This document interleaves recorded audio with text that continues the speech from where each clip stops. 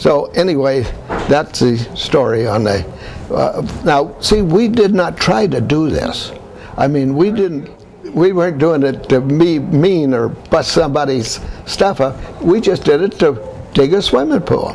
Well, incidentally, that stopped our experience as a pool contractor. Mother put a stop to that, and that was the end of our experiences there.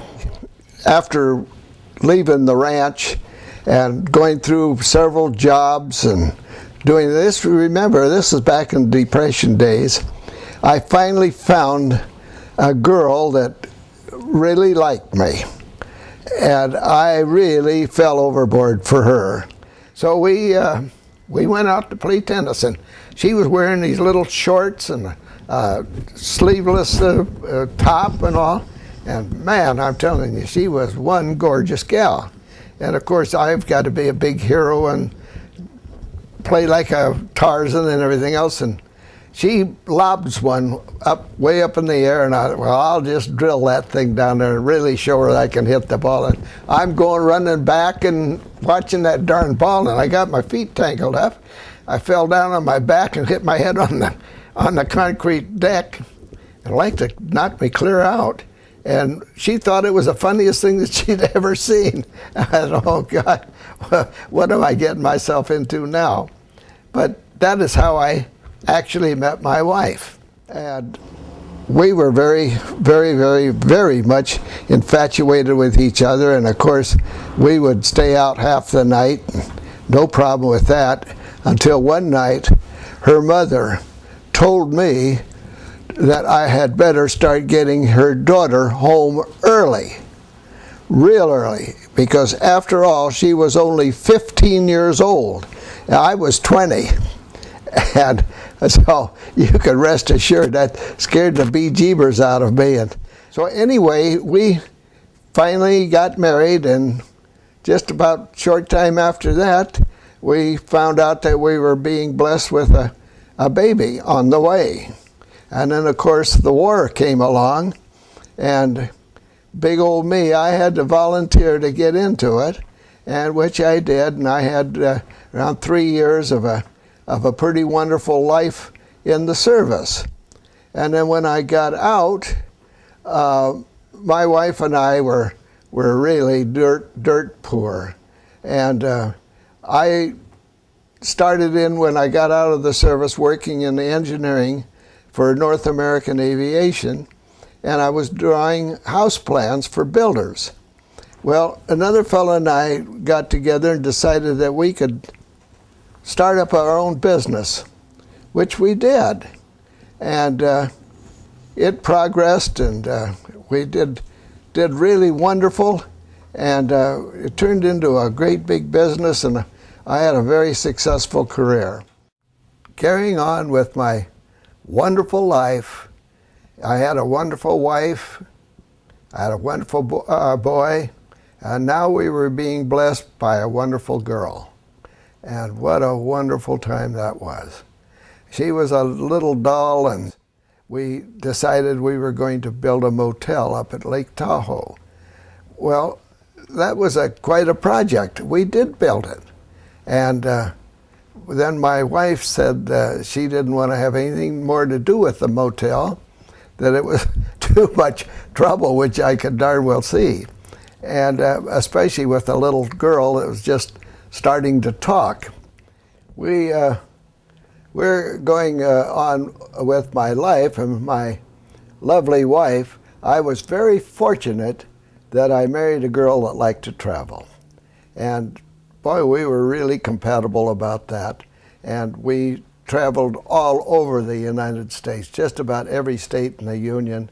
We traveled all over Europe and the Caribbean and South Pacific, Australia, New Zealand, all down through Tahiti, American Samoa, all of those. We had just one trip after another. Or I had a wonderful mother-in-law that just adored the kids. And any time we needed a built-in babysitter, Grandma was always right there. And that really helped us an awful lot. My wife and I were blessed with our lovely little daughter, who in turn married a fine son-in-law by the name of Donald Borchers. They in turn gave us 2 grandsons by the name of Jacob and Caden. Very nice boys. Some of them here at this place called me a troublemaker. We really, well, it was old Bernie Allen and I, they called troublemakers, but we didn't cause a lot of trouble. We just caused a lot of fun. We've had a real wonderful life here, and I just wish that my wife was here to be with me, because I really miss my wife. I still think about her every day. As my family knows, I want to be cremated, and if it makes any difference, I would love to have a handful of my ashes scattered in the flower gardens around the Fairwinds, where Richard Cools has planted so many beautiful flowers. Then I would like a handful of my ashes scattered in the sand trap at the local golf course, where I spent considerable time in the trap. Then the rest of my ashes I would dearly love to have scattered next to my brothers up at Lake Tioga in the High Sierras. That Lake Tioga is just a little piece of heaven, and it's sure a beautiful spot to have my ashes scattered. Well, my dear friends, I think I've spoke long enough, and I appreciate you listening to me. Now I'm going in and make one final thing, and that's my favorite drink, my martini, where I can toast all of you fine people. I'll start the martini right now, and we'll have one together. Okay, folks, this is my final martini and my final toast to you. I'm going to show you how to make a Beefeater Gin Senior Citizen Martini. First of all, you start out with a little bit of white wine in a glass. Just not too much. That's plenty. Then you fill the glass with cracked ice. Then you start in with the gin. As you can see, I'm just about out of gin, just enough to make my final drink. Then you take this gin and pour it in to a little ways from the top. Then you take just plain water, and fill it all the way up. That gives you a very smooth, very easy to drink Senior Citizens Martini.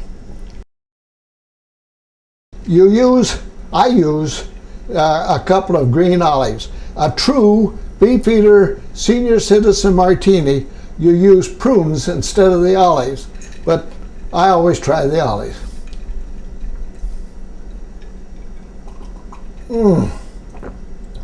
Oh, that is so good. Folks, here's to all of you. Thank you for showing up and helping me depart this beautiful place. I'm looking forward on our next martini, all of you up there in heaven. I'm sure the good Lord will join us. Or at least I hope. Oh, this is heaven on earth. Thank you all again. I think to myself, what a wonderful